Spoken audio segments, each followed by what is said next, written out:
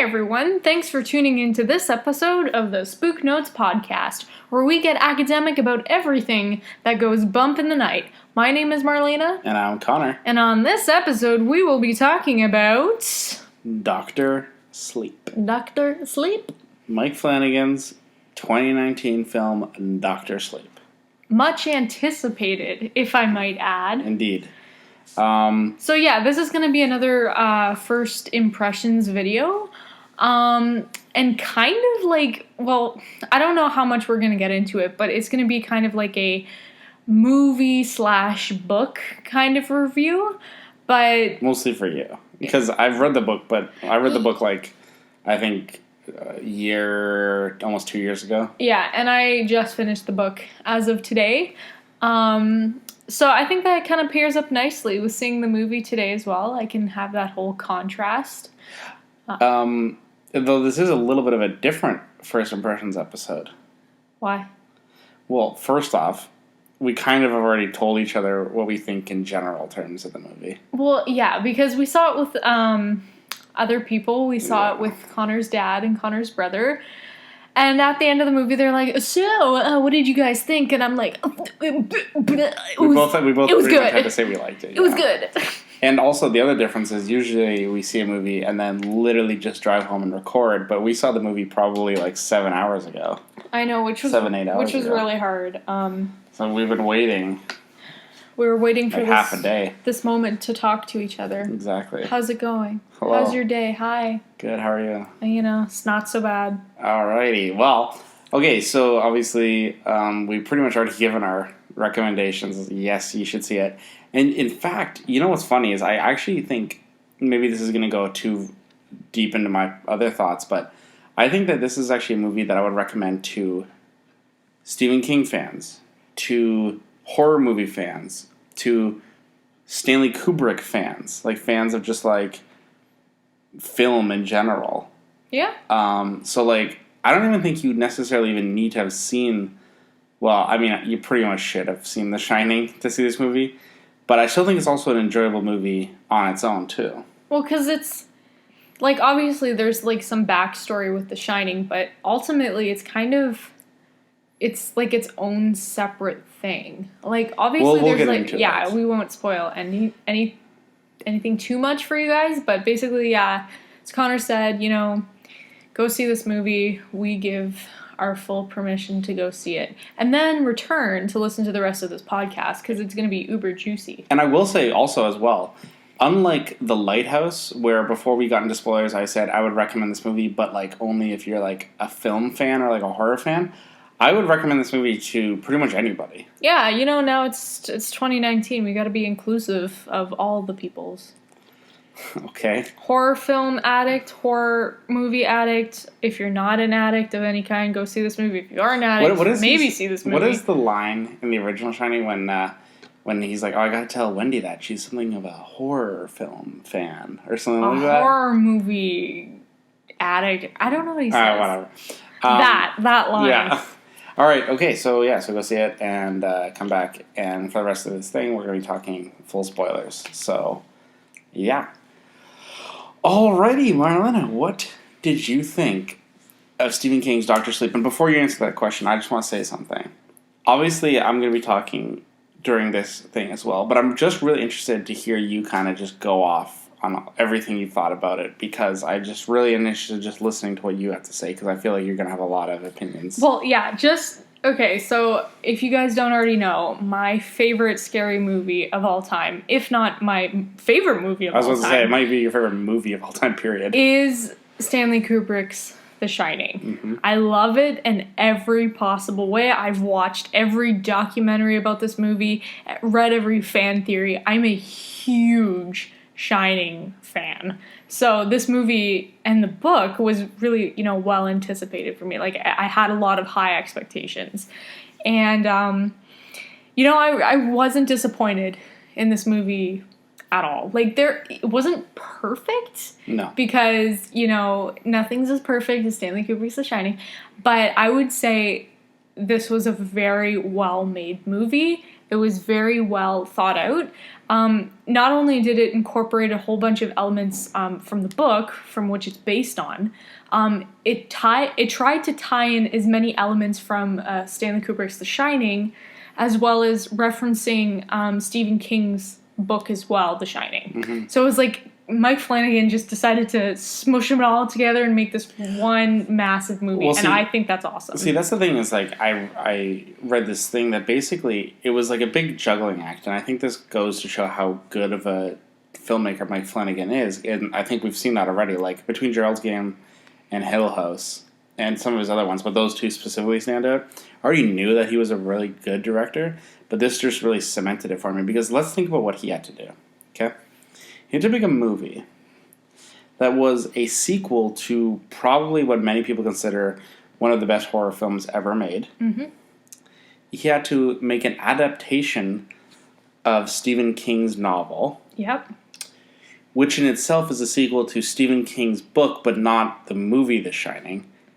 Because you all know, well, for people that don't know the story with Stanley Kubrick and The Shining, Stephen King actually hated with a passion Kubrick's adaptation of his book. So there was this whole like rivalry and artistic expression and all this bullshit went on. So it was very interesting. Or from like when this movie was being made, I'm like, oh shit, no pressure, Mike. Like, not only do you have Stephen King breathing down your throat through this thing, you know, you kind of have to understand what happened with Kubrick as well. So it's like, no pressure. And what I was saying, yeah, so like he did those two things. And the third thing I was going to say is that he had to make it his own. Like, he also had to make it a Mike Flanagan movie, which I think he did. Like, I think this is very obviously a Mike Flanagan movie, and it has a lot of his touches, which I'll go into later. Yep. So, really he had to juggle all three of those things and make it his own, which I think he pulled it off. Like, I really, really do. Because, like, yeah, he couldn't make it just a straight up adaptation of the book, because the book is definitely a sequel to Stephen King's The Shining, not Stanley Kubrick's The Shining, but this is both. So I just think it was really effective. And like I said, I hadn't read the book as recently as you. I think it's better than the book. I absolutely think that this is a case where the adaptation is better than the book. And again, like, it's great because it does keep close to the book for the most part. All the broad story strokes are pretty much the exact same, but it does change up some things, and it condenses some things and streamlines some things, and I think it's for the better. Yeah, no, absolutely. And I don't mean to jump right into it, but let's just talk about the ending to get it kind of out of the way. Okay. Because I prefer the ending of the movie as opposed to the book. Yeah, so do I.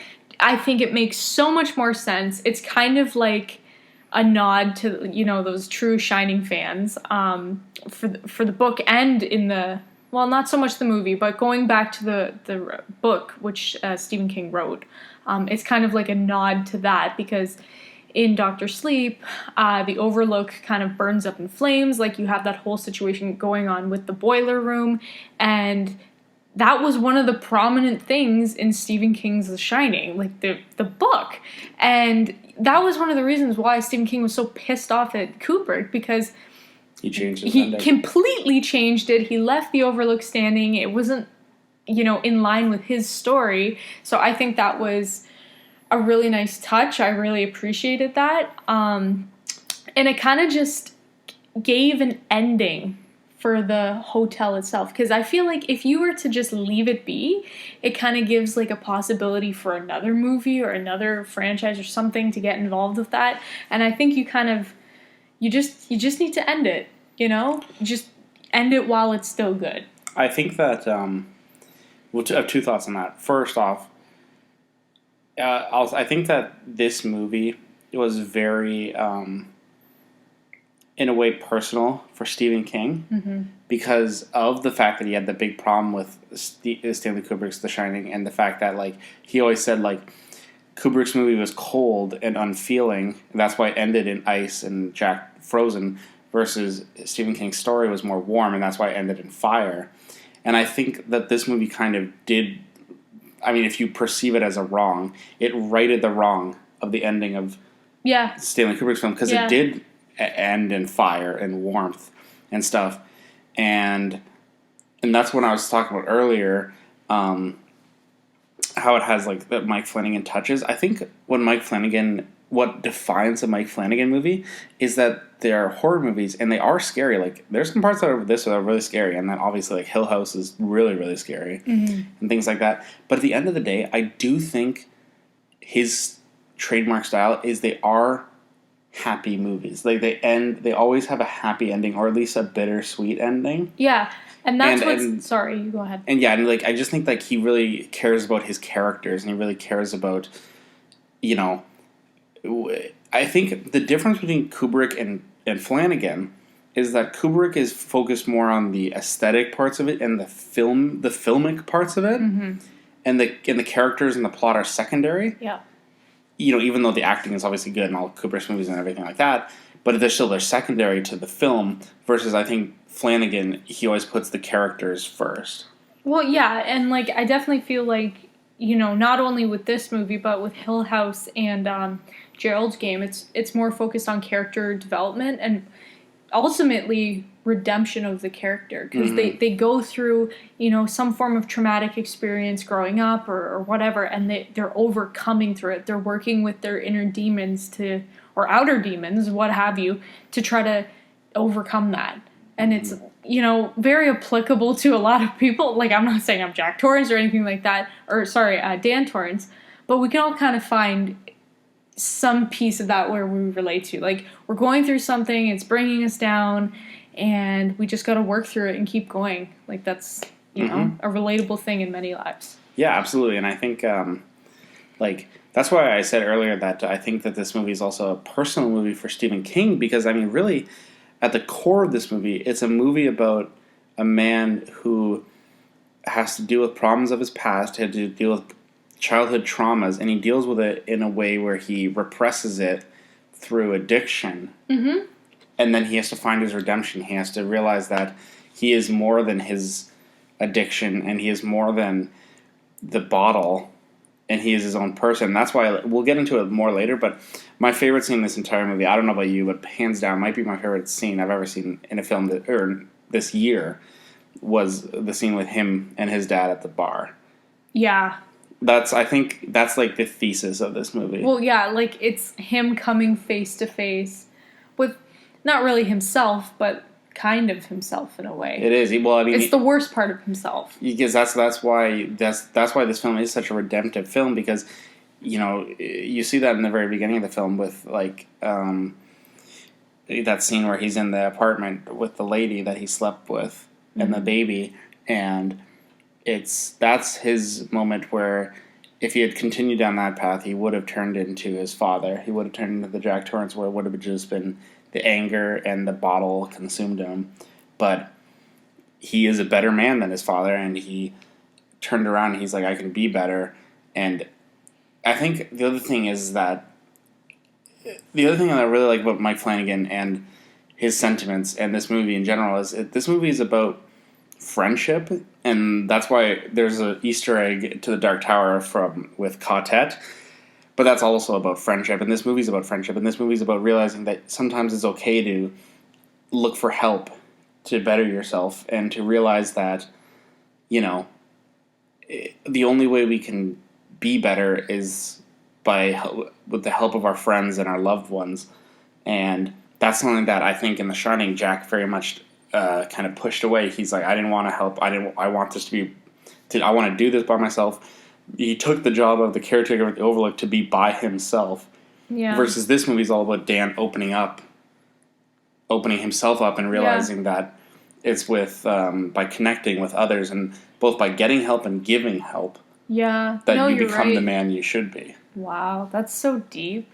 See, this is why I love this kind of movie. It makes you think.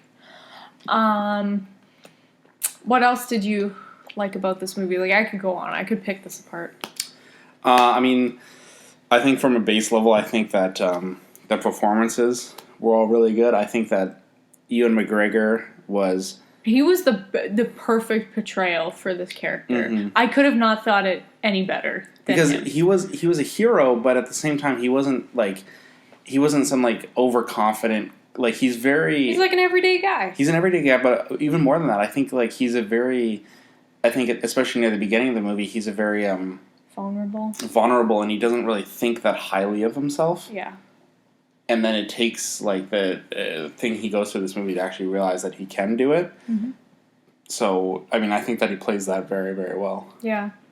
Honestly, the actor who plays Abra, I thought did a really, really good job. Mm-hmm. For a child actor or young adult, like, she did an exceptionally good job.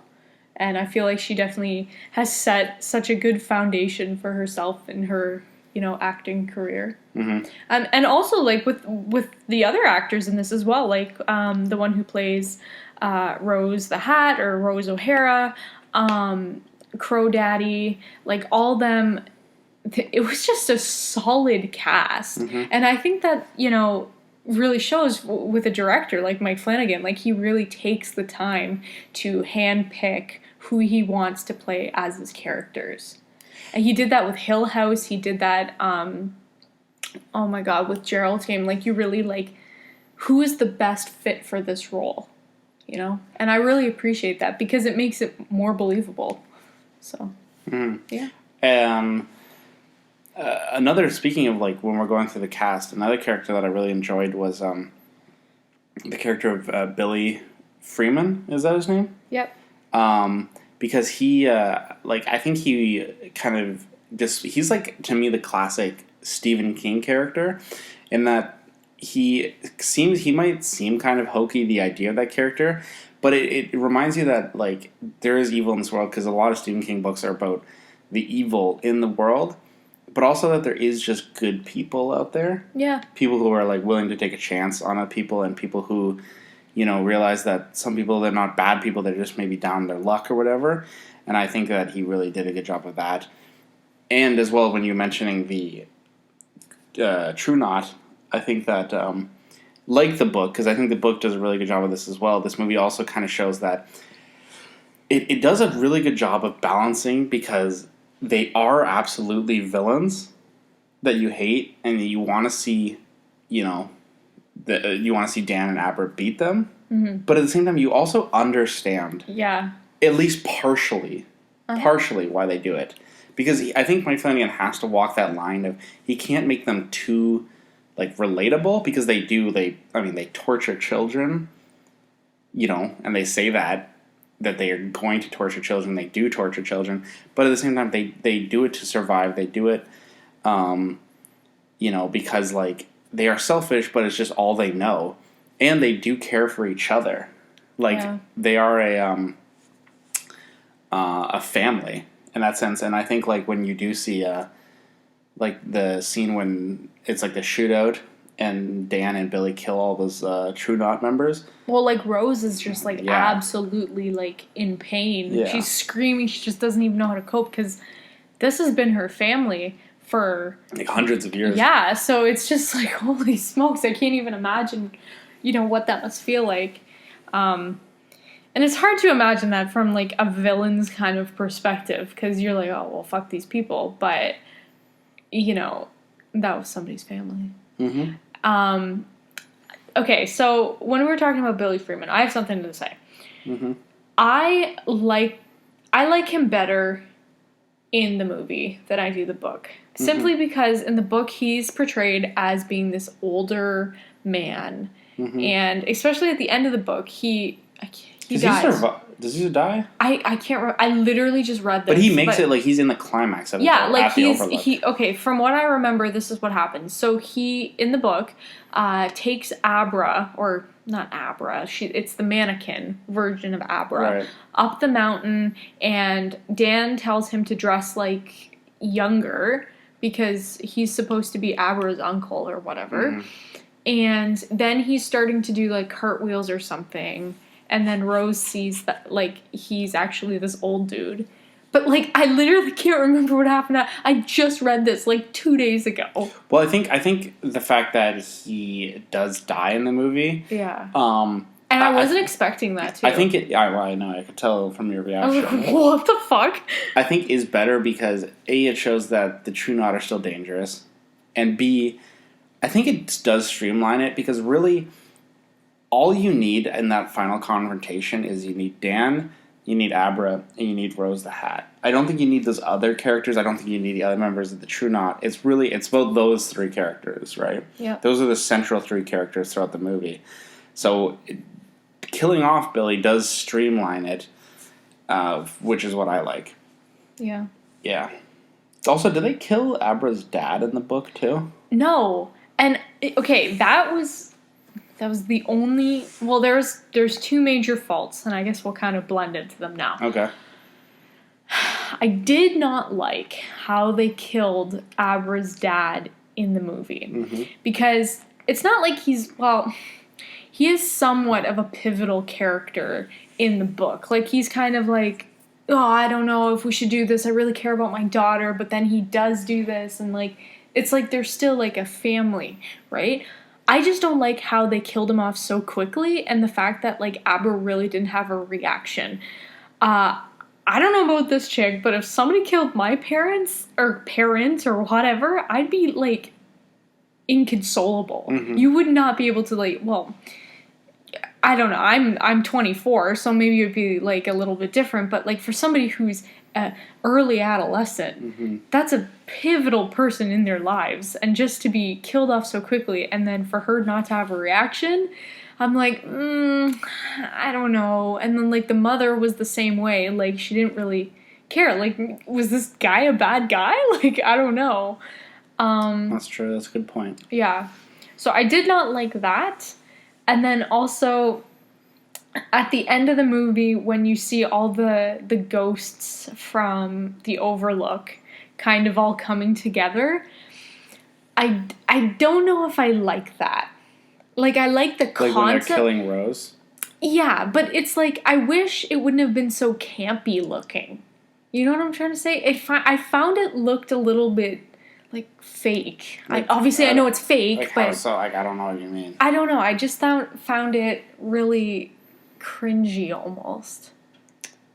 Okay. I don't know how to describe it. I was just like, I don't know. It would have been different if they would have just incorporated a few ghosts, not all of them. But I understand why it has to be all of them. Yeah. I don't know.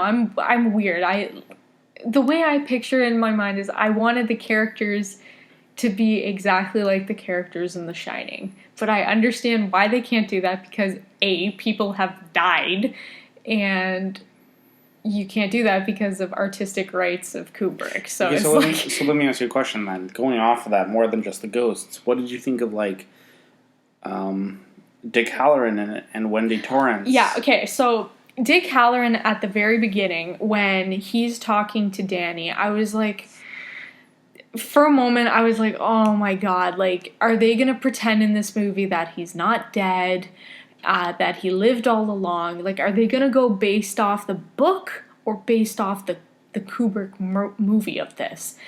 And then when I found out, like, it was Danny kind of, you know... Seeing him, like, in his mind based off of, like, I don't know, memories of Dick Halloran or something. Yeah, like his ghost. I really like that. I thought that was a nice touch because you still have the influence from Dick Halloran, but like he died in the Kubrick version. It's blending everything together nicely. Yeah. And I thought it was very seamless, and I really appreciated that. Yeah. I don't know. Well, okay, but I mean, just like the performances of like him and like Wendy as well, because like obviously it's not Shelley Duvall, it's not Scatman and Crothers, but like I thought both of them did a really good job of being like, because I think they really tried to be like those characters. Like you could tell both of them were doing an impression of those people. Yeah, I thought the girl who plays like Wendy did a really, really good job. Especially in the one scene where she's like, when Danny's talking to Halloran on the bench, and then Danny gets up, and then she's like, Danny, or whatever. Like, she sounded exactly like Shelley Duvall, and I was like, oh, what the fuck? Oh my god, spooky. I don't know, I thought it was a really good interpretation of their characters. Yeah, and I think, like, that's the thing. Definitely, I think this movie is more so is more so a sequel to Stanley Kubrick's The Shining because because of obviously the fact that Dick is dead. Yeah. The fact that the room number is 237, not 217. Yep. Obviously, the fact that the Overlook is still there and everything.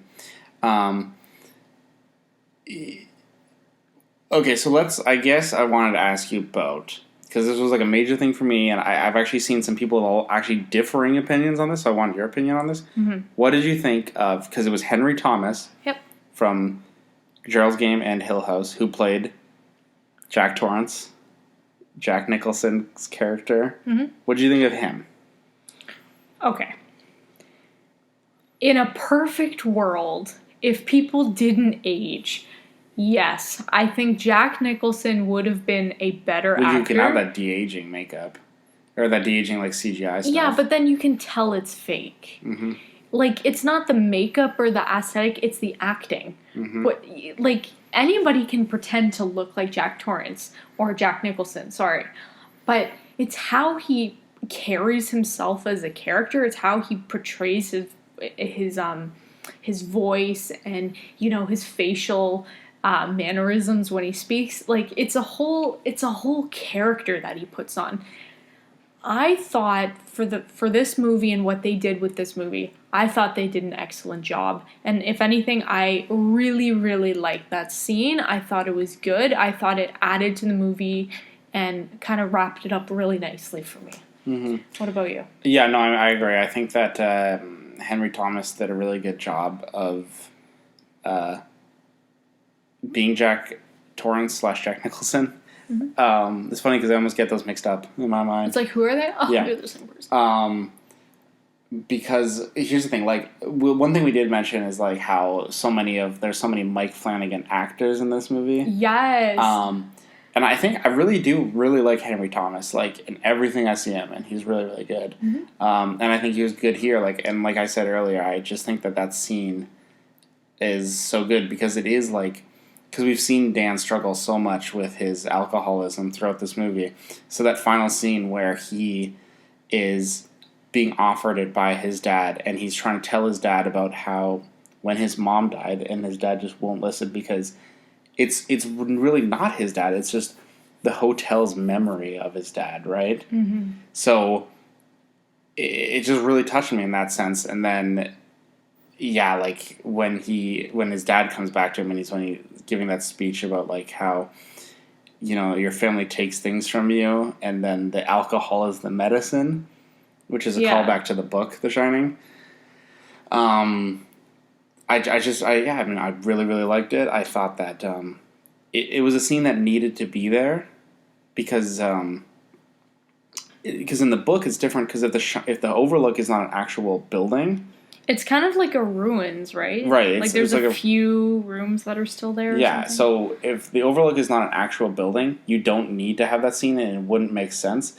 But just because of the fact that, you know, he's there, you know he's still there because at the end of The Shining, you get the idea that the Overlook has kind of taken him as a ghost. I think that it would have been weird if we never saw that scene. So I think they needed to do it. It sucked that obviously it wasn't Jack Nicholson himself, but I think that they did the best job they could, and it made sense in that movie. Yeah. So, yeah. No, perfect in my sense. Yeah. Yeah. I'm trying to think. Like, I'm sure, like, when we turn this off, I'm gonna be like, oh shit, like, this is also what I wanted to say. One thing I really want to do with this movie, and I think they will do this, when it becomes available on DVD or VOD or wherever we can stream it from, I would really like to see this, like, not so much frame by frame, but be able to pause it, because I'm sure there's so many Easter eggs in this movie. Well, there's a lot of Stephen King related ones. Yeah. One thing I did notice, because I was paying attention to a lot of the stuff in the background, is there was a lot of imagery of birds. Is that a nod to something that because there was a lot of imagery with birds in there, and all I'm thinking is like being like free. What? Like what? Like what do you mean? Like what? Like when is there? I don't remember. Like a lot of the paintings and the background stuff on the walls. It's a lot of bird related things. Like we see it in Aber's room. We see it in the hospice. In the Overlook, there's bird stuff as well. Like, it's a lot of bird things. Like, I don't know. I'm sure somebody will explain that one to me. The internet will make it more clear for me as to why this shit's I didn't here. even notice that. See, that's what I was... Not only was I paying attention to the acting and all this stuff, I love Easter eggs. I love when stuff is hidden and I can figure it out. So I was paying a lot of attention to the background stuff. I did notice there was a lot of hints to the Shining, but it was almost like weird parallelism. Like, for instance, a lot of Dan's clothes are almost a direct replica of what Jack wears, but the complete opposite in colors. Right, that's what he was wearing at the end. Well, at the very end, yeah, because he's wearing the blue coat and the red shirt. Yeah, and then in The Shining, it's the complete opposite. Mm-hmm. So it kind of goes against, like, I'm not my dad, but I am my dad. He's a mirror image. Yeah. I love when movies do this shit. Another thing is, like, they do obviously. There's also a lot of aesthetic nods. Like, there's literally, like, shots that are the exact same. Thinking, like, when they're going to the hotel, and then there's that overhead shot, the flying shot, and then there's also one scene that I absolutely loved just because it was so, like, we were like, like, I don't know, like, just kind of like nudging each other. When the scene when Dan is talking to the doctor after the AA meeting, and they go into his office. It's basically the office. Well, it's not basically. It pretty much is an exact replica. Fuck, I can't speak. Exact replication of Ullman's office in The Shining. Pretty much to a T. That you have the American flag, you have the desk, you have the pictures, the window. It's pretty much it. Mm-hmm. Which I think is good. Also, one thing I also did not like about this movie is its lack of John's character in it. Dr. John. Yeah. Because in the book, he's more involved. He's actually the one that goes with Dan when he's digging up the baseball boy.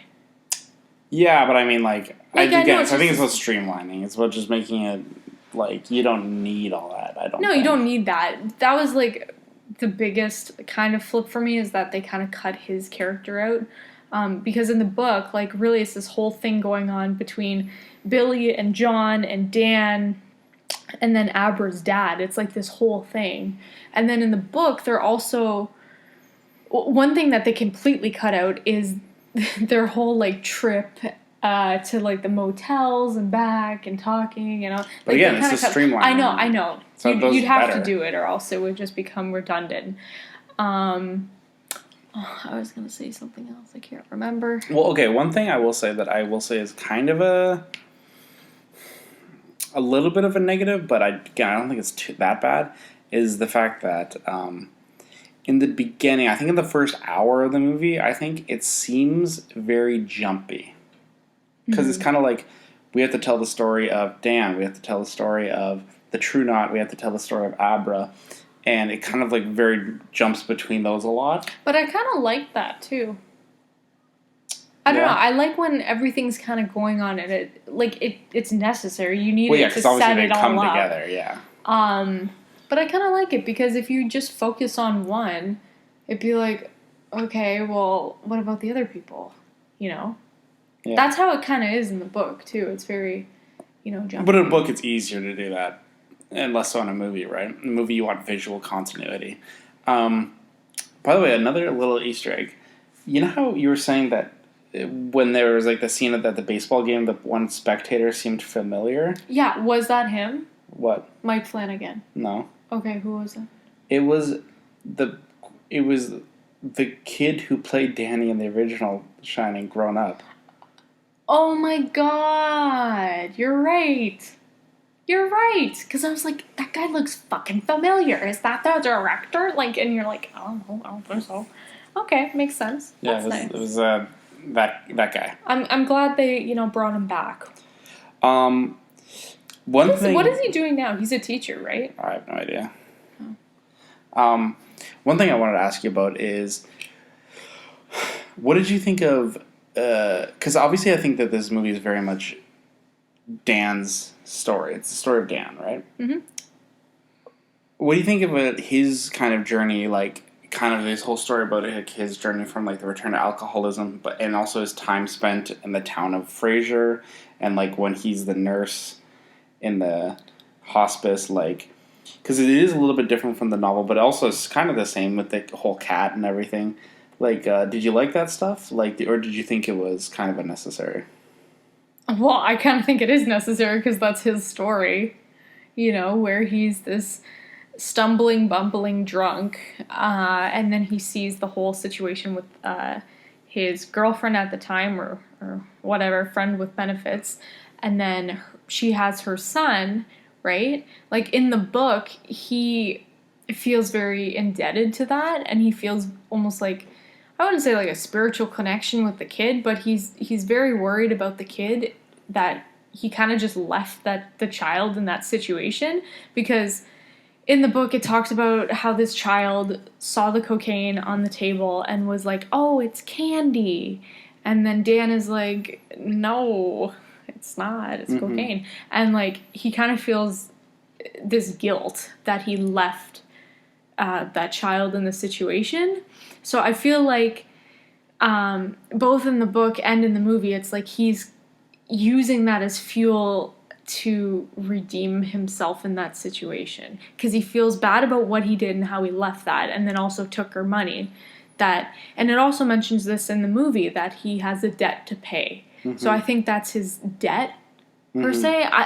Obviously, it could be so much more, but that's what I pieced it to.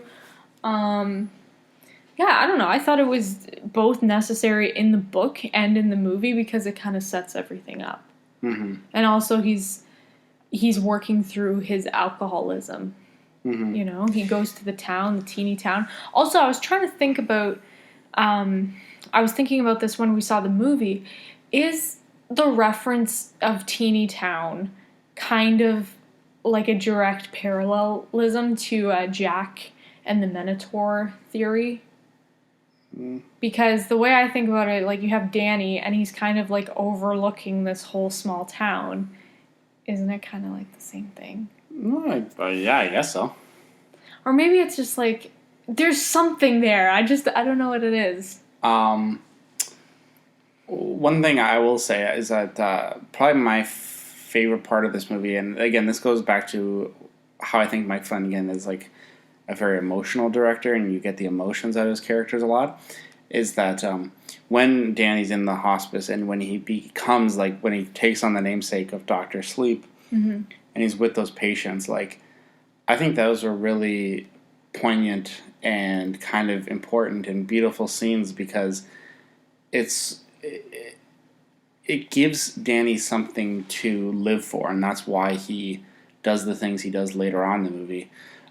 Because, like, he realizes that he does still have something to offer in the world. Mm-hmm. And it's funny because, like, he helps these people pass on. He helps them die, and that gives him, like, something to live for. Yeah. And also I think it kind of goes... Because I think that this movie, at the end of the day, it's a movie about life, but it's also a movie about death.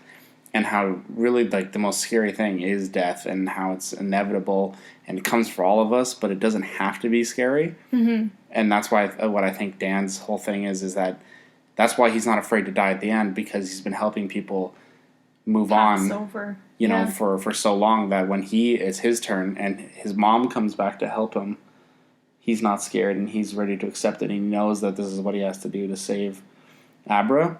Yeah. And I just think, like, especially, like, those scenes when he was with the old people in the hospice, like, I was, especially the first one, I was, like, pretty close to crying. Oh, my God! Because I think it was really beautiful, but also it kind of made me think, because I don't want to get too personal, and I'm not going to get into it, but it made me think about, because, well, both of us, but we both have pretty old grandparents. Yeah. And how, you know...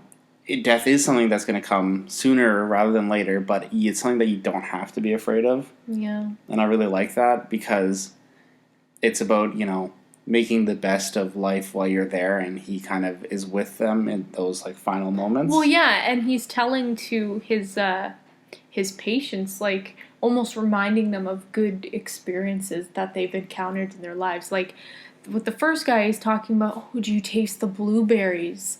And there was another one with like the radio or something, or maybe they're singing that song together. Yeah.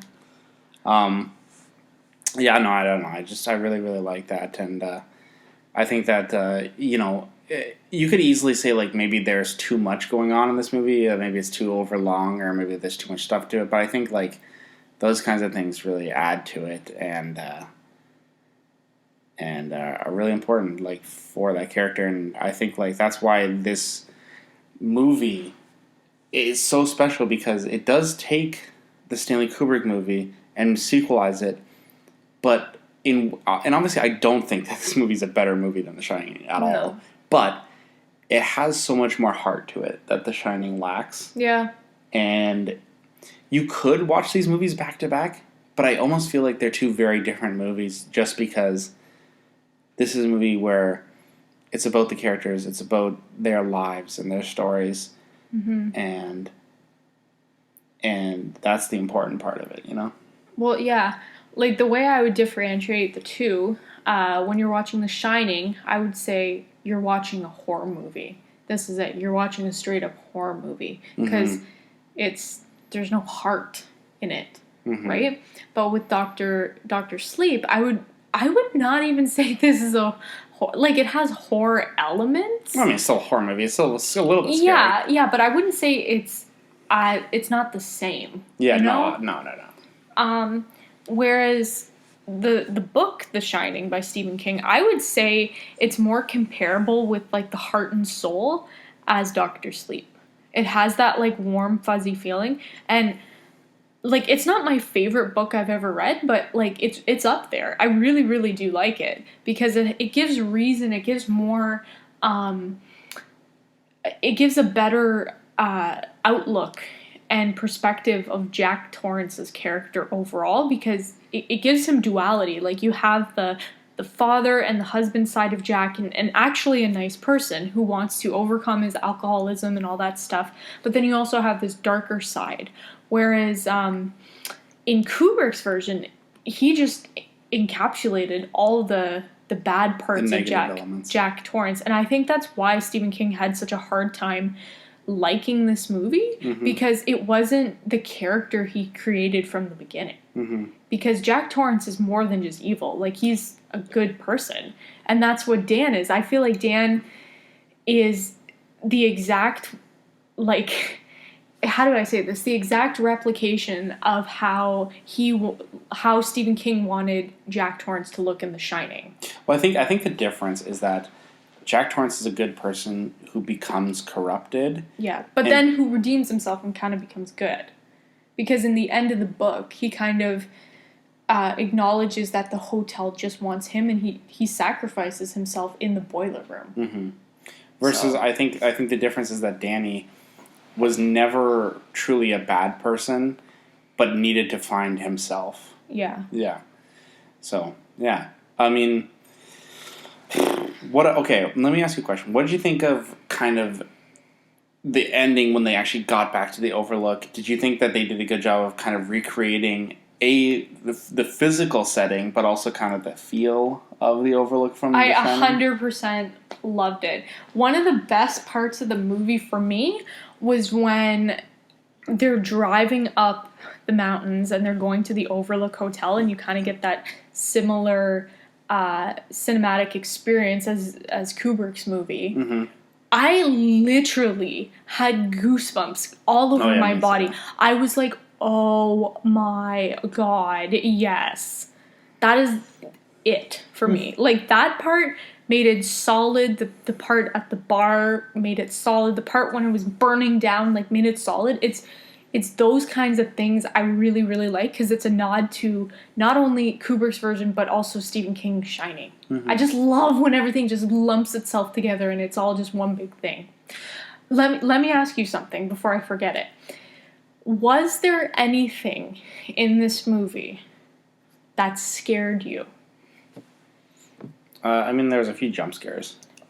Okay, I don't mean like that, but... I actually thought one thing that they did visually very well is I like the visual representation of whenever a True Knot member died and they like cycled. I thought that was really cool and like kind of scary too. Like, and then obviously I think the ghost at the end, like, I don't know, I think it worked for me, like seeing the "It's a Great Party, Isn't It" guy and the twins again. The only one that wasn't there that I was hoping to see is the bear and blowjob guy.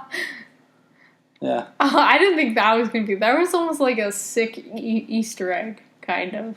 I don't know. The one thing that really scared me in this movie was the kill scene of the baseball boy. Oh, yeah. That was It was so brutal. And, like, props to that kid who did that acting. Do you know who it was? What? His name was Jacob Tremblay. He was in... you remember that movie, The Predator? Oh, yeah. He's the kid in that. Okay, I don't know. But I thought his acting was amazing. Like, his screams sounded so real. Like, there was a few times, like, I kind of had to, like... I wouldn't say look away, but I was like, oh my god, this is very unsettling. It's very vivid and grotesque. And I was off put by that one. Mm-hmm. But, yeah, overall, I thought this was just a great movie. Another one, before I forget, not scary, but like going back to what we were saying about Dan's character, another scene that I really, really liked is when after the shootout, when like everything's really gone to shit, Yeah. and he goes back to, and he takes like that bottle of whiskey from Abra's house, and he goes back to his apartment, and he's basically just sitting there, and he's like saying like, oh, Abra, where are you? Can somebody help me? Like, Dick, can you help me? Tony, can you help me? Like, he realizes that Tony isn't even a real person, but he's like so helpless at that moment that he calls for him. Yeah, he doesn't want to give in. And then when he is like, he puts the bottle to his mouth, he like tips it back, and then like he's like just can't take that drink because he realizes that it would just destroy him. Yeah, I think that was so good. Yeah, that, like the acting and everything. God, this movie. Yeah. The more and more I talk about it, the more and more I like it. Yeah. And I definitely feel like this is a movie I'm gonna watch again, just so I can see for like as many Easter eggs as I can, but also just trying to appreciate and understand each character more and more. Well, let me just say this. Well, I think we're kind of wrapping up, but I was saying before we saw this movie that I really, really wanted this to be good because so far this year I've been kind of disappointed by Stephen King adaptations. Yeah. Not all of them were bad. It wasn't a bad movie, but I was disappointed by it. I was not disappointed by this movie. It was better than I expected it to be. Like, it wasn't perfect, but it was like it was better than I ever expected or thought it would or could be. Mm-hmm. So, yeah. So, should we get into final ratings? I think we've pretty much exhausted everything we're going to say. Like, here's the problem, guys. Like, we do these podcasts, and then afterwards, me and Connor will talk about it for an additional 10 minutes. We should have, like, a post first impressions? Yeah, post whatever impressions. Also, really quickly... Second impressions. I feel like what we need to do... for this movie, and then maybe kind of parallel it more to the book, is we should do an in-depth analysis of stuff. Mm-hmm. Because I feel like there's just so much to talk about, and it's like, I need to really streamline my thoughts. With these videos, it's kind of just raw, like uncensored. We don't have anything we've prepared, but I feel like for our listeners, for you guys, it would, be just if we kind of spent time and effort into digging up some nice theories of these movies and this book. Mm-hmm. Absolutely. So, yeah. Maybe we'll do that. Okay. Well, for now, though, do you want to just give our final ratings? Sure. So how many... oh my god, what was... Okay, they had a cat in this movie. No, that's a stupid one. No, I don't like that one. What about how many canisters of steam would you give this out of 10? That's a juicy one. Out of 10? Oh my god, okay.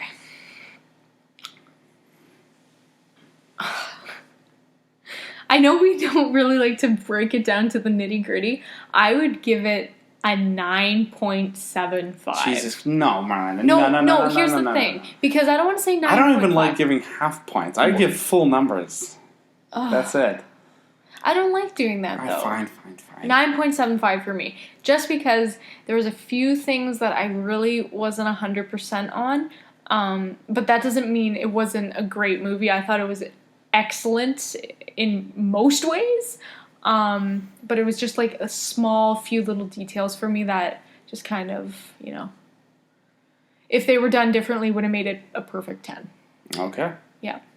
What about you? How many cans of steam? I would give it 9. 9? 9 out of 10. 9 out of 10. It was amazing. It was not perfect movie. It was not better than The Shining, but it was as good as I think it could have been, and even better than that. Like, I really thought it was better than I ever thought it would be, and I just think Mike Flanagan is great. Like, everything he does is so good. Yep. Really shows it. I'm just very interested to see what he does next. Yeah. Yeah. Well, is he directing the second season of Hill House? I don't think he's directing it, but he's still involved in it. Okay. So, yeah. Well, whatever he does next, I'm sure it'll be awesome. I'm sure we'll be the first ones there to see it. Absolutely. So, yeah. All right, Connor, where can our viewers find us and listen to us? You can subscribe to us on YouTube, SoundCloud, and iTunes, all under the handle SpookNotes. And if you have any questions, comments, and hopefully no concerns, you can send us an email at spooknotes@gmail.com. Let us know what you guys think if you've seen Dr. Sleep.